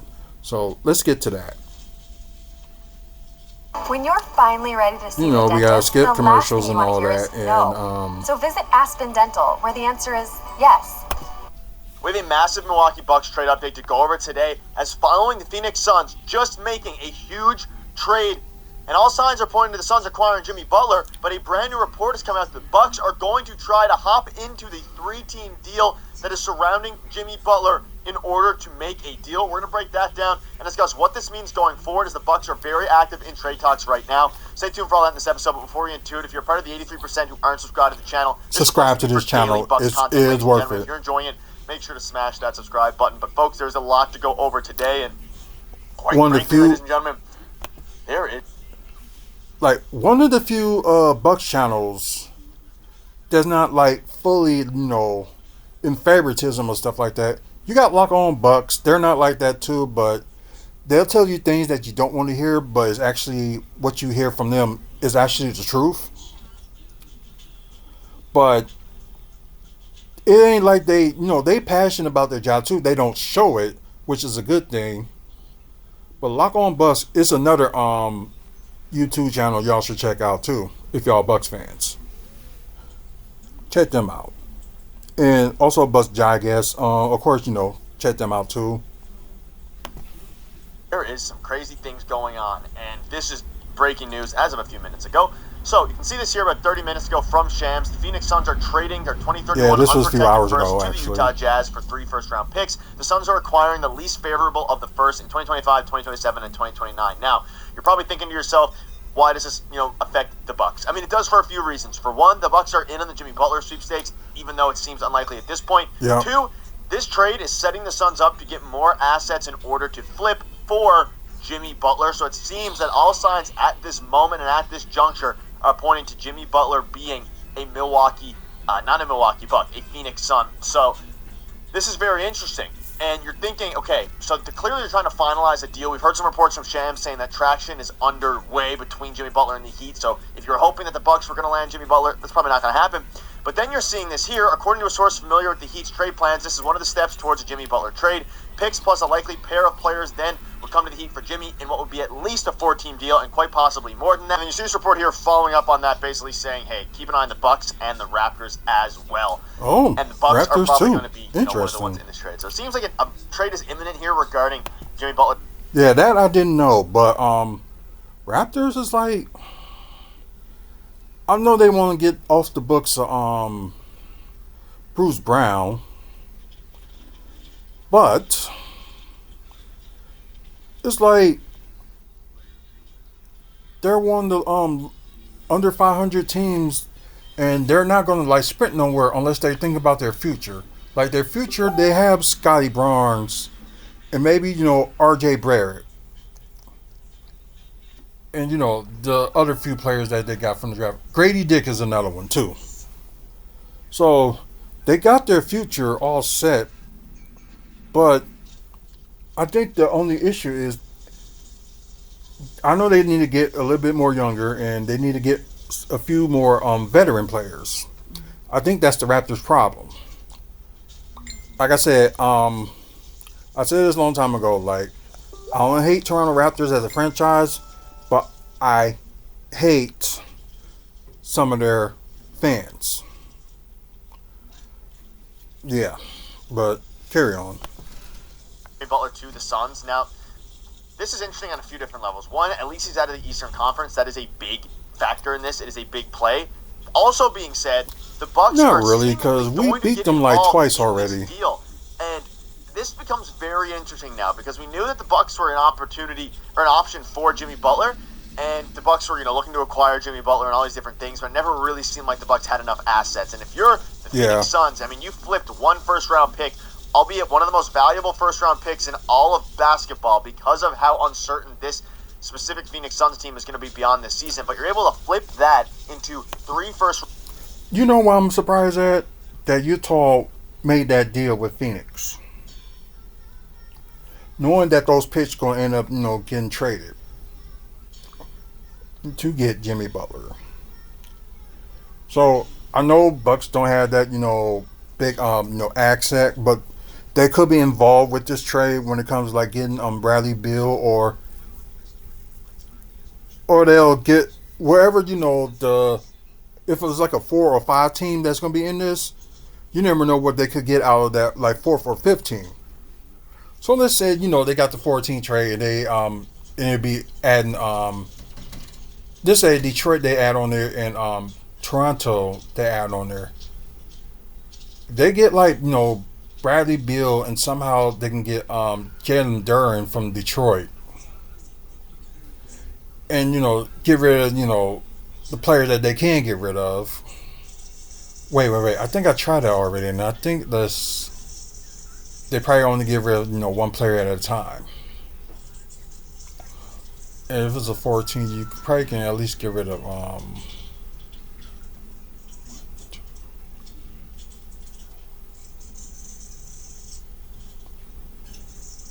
I think I did it before. If y'all want to check out that trade video that I did, I think it was yesterday. Go check that out. But yeah, I did it a way that was possible. If Detroit was like the fourth team, and like if it was actually done. But I think I did it like getting Jimmy Butler instead of Bradley Beal. So, but yeah.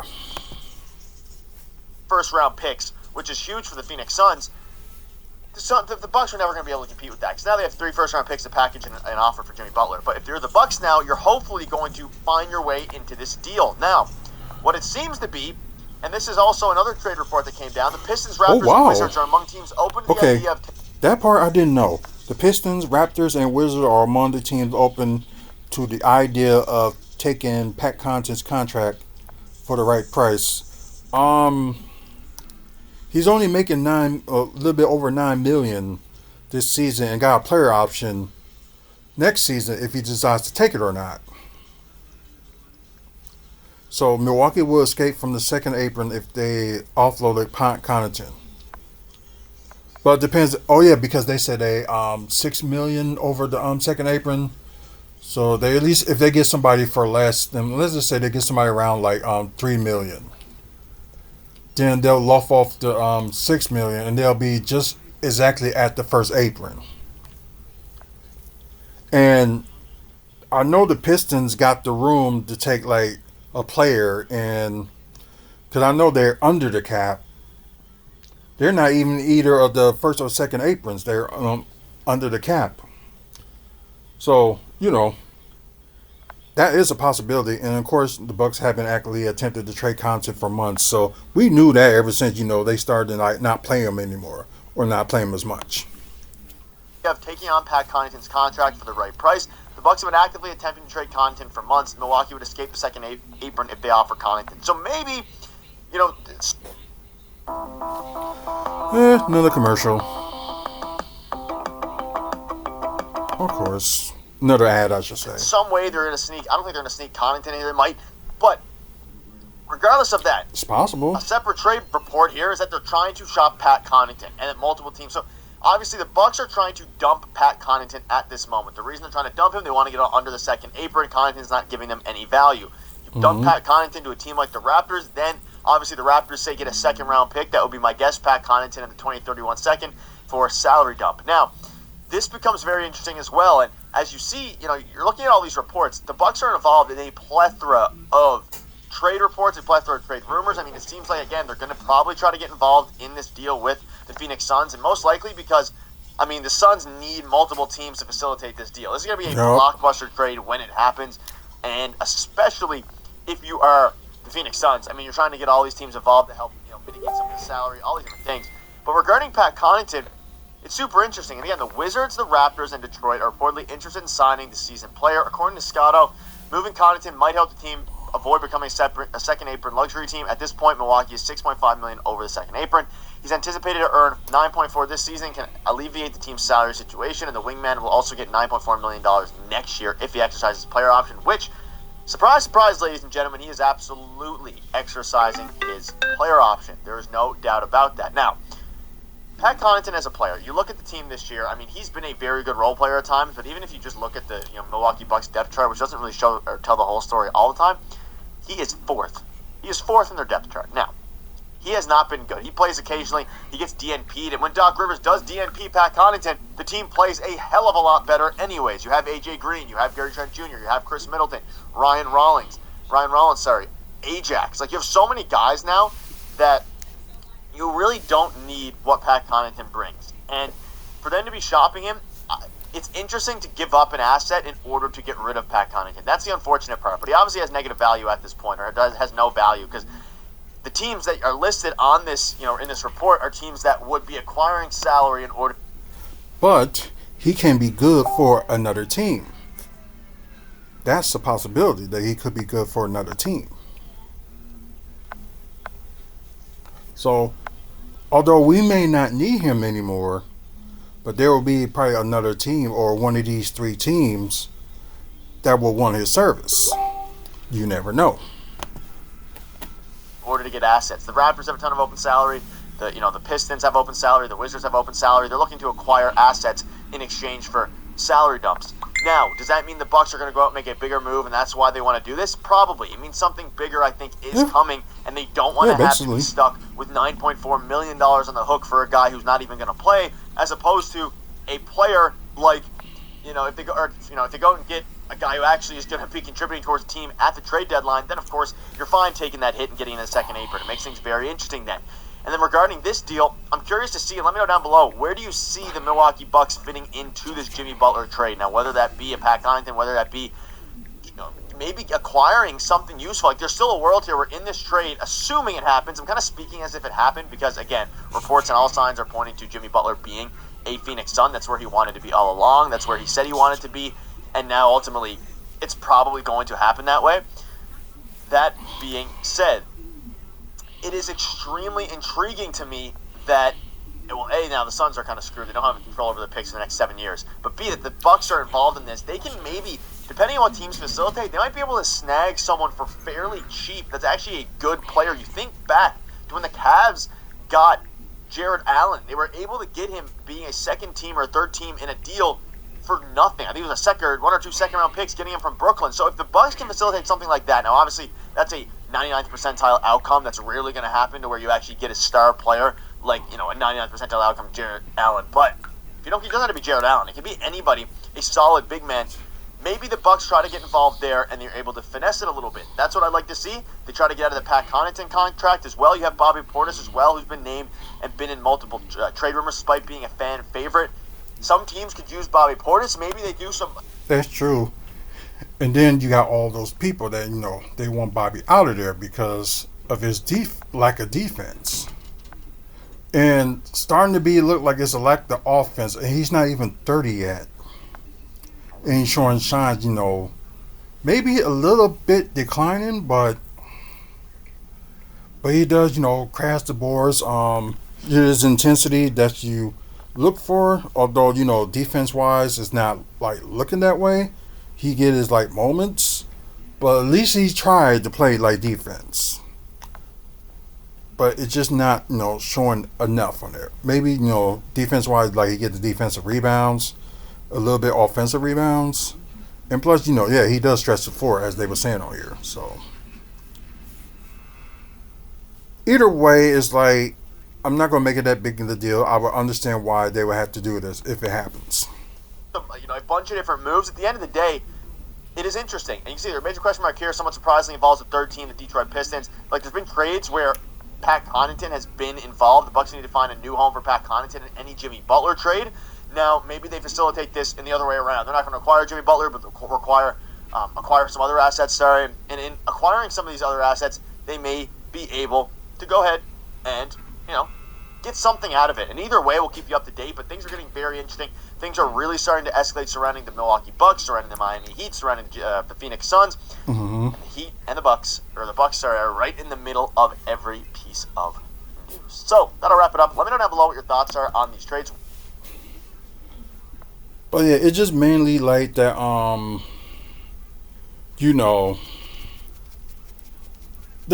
a trade will happen with the Bucks, whether we like it or not, and that's just what he's trying to say, that trade is going to happen. But now we got a few more teams that will want to be involved in this. That Wizards, Raptors, and Pistons. So it's because the Bucks to do that, since they're in the second apron, they had to make a move. They might have to get rid of some people, but It's gonna suck. But what more can you do? You're gonna, have to, do that. So, you know, okay, okay, but that's it about that. Like I said, check out Buck Guy Digest. If you're a Bucks fan, it's really worth it. Like I said, there's other channels. Amber's Logic. You look for him on YouTube. It's really, really good. Um,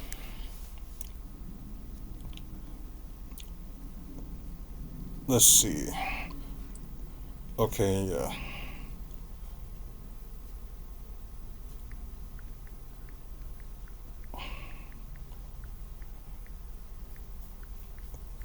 Sorry, just like a business thing going on right now. But yeah, that's just mainly like a trade is going to happen involving the Bucks. We just don't know what.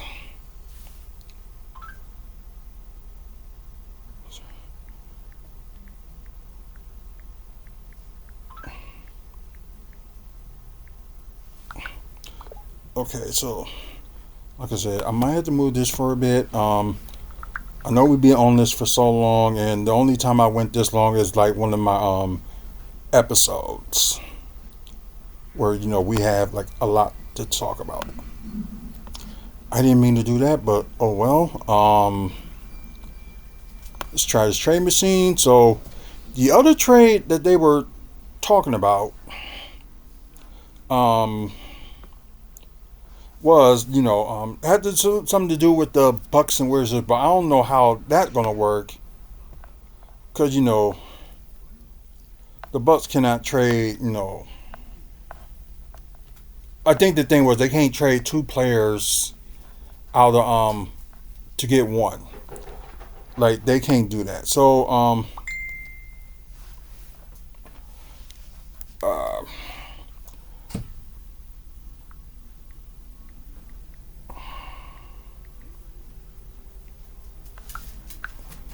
okay, let's see. Let's just get to the Bucks first. Like I said, right now they're the fourth seed in the East, and the team they said was with this were the Wizards. Right now, this one is just a rumor. I'm not saying that this is going to happen, but this is just a rumor. So, like I said, I don't know how this is going to work, but they said Chris Middleton go to the Wizards, and they actually added Brook Lopez to the trade too. Sorry, y'all, give me a second.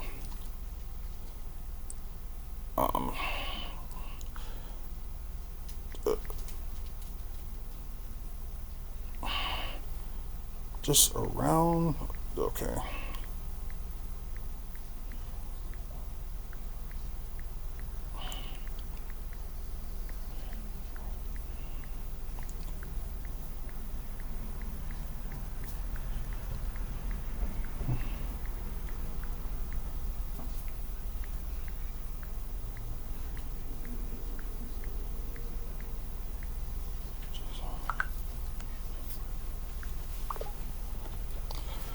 Okay, so it's them two, and maybe I'm not wilding for this, but they also mentioned, the 2031 second round pick, which is fine. But oh wow, they got like 30 picks, so Bucks should be getting something out of that. And the trade was for, I don't know why, but Jordan Poole. Welcome back to Milwaukee. You are from here, so that probably would be interesting. What it said. Oh, that's not a bad contract. Mindy. $9 million. Mindy. Come on. And they also added Sadiq Bey, which I don't know how they're gonna do that because. Come on. Mindy.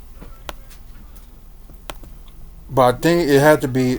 I think they had to do this move because of salary wise. So that's probably why, they probably added Sadiq Bey into this. So right now, there's just a rumor trade, and I'm just seeing like the reactions and stuff, like how they can do this.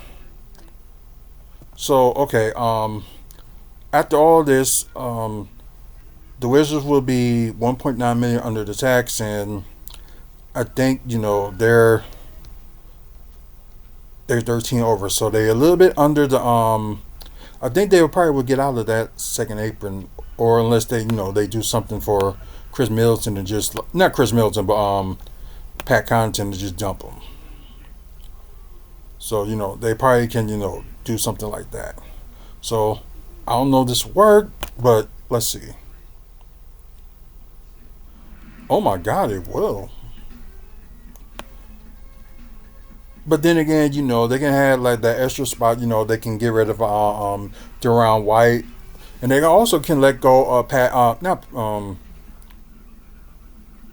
They're probably going to try to dump on Pat Connaughton anyway. So this might be a move that they might do, and also they could do something separate, like if they want to do with like a Bobby Portis and Pat Connaughton for oh yeah, they can't do 2-for-1. So probably for that one they've had to add another team into that if they want to do that. But shockingly, this works. Although their offense will be a little bit worse and their defense will be way worse, which I don't get why. Jonathan Valanciunas can shoot the three, and I think he's a decent rim protector. So I don't know. Like I said, I don't know how this is gonna work, but I understand why they had to add, the Sadiq Bey. But let me try something right quick before we get done here. So let's see. Let's just undo that one, so they can take them to stir it up, and the Bucks can at least get a pick. There you go. You can give them draw next year's pick, because I admit Chris Middleton and Brook Lopez is worth more than just with no pick. So you have to work around something with that. So no, they can get the 2026 second round pick. I will I will try to get a first round, but I don't think I want to be like that greedy. But it was will set them up for like in the future. So let's go back to that. We can do. Dang, how many second round picks they got?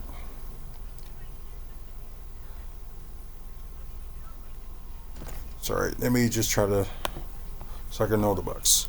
So we got 2025 and 2026 second round pick.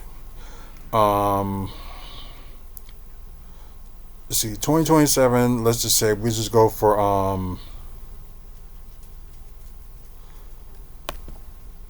then Golden State Warriors second round pick, which they probably gonna do decent in probably gonna make it in a play in and probably be in the playoffs. So that's not gonna be worth much for them. And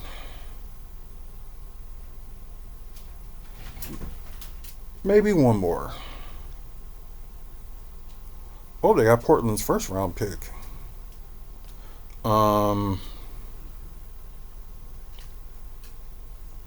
Yeah, we'll just do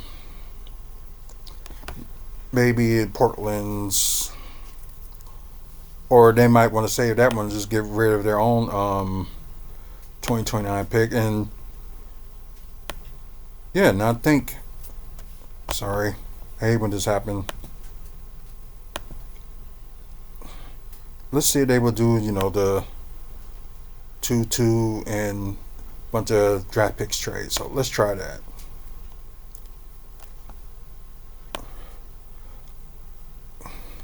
Okay, yeah. Wizards will have to cut at least like 4.9 million for this trade to work. So that's why they probably added Sadiq Bey. So let's see. Okay, adjust trade. But let's look for somebody else that's like around. They can cut for like. Well, they got Johnny Davis at an expiring contract.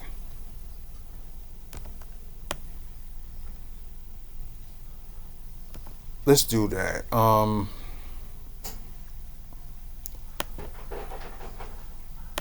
Let's see. Let's just get Johnny Davis instead of Sadiq Bey, because I think they'll be okay with like who they got. You got Torian Prince. Then you got Gary Trent Jr. that can be a small forward. Then you got Andre Jackson Jr. that can play shooting guard or small forward. Mindy. So you got a big man, but you got to probably if they end up letting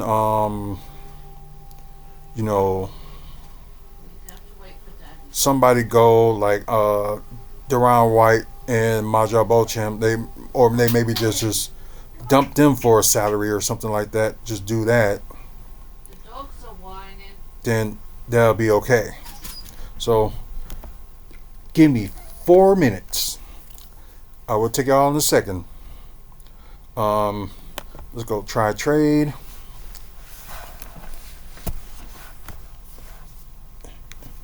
Yeah, that will work.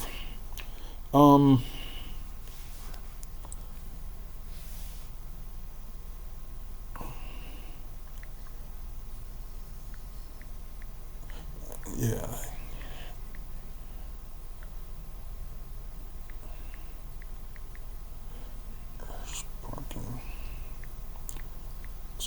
Sorry guys.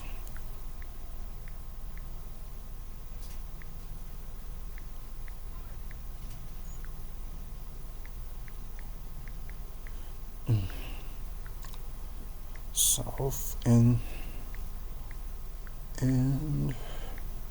west.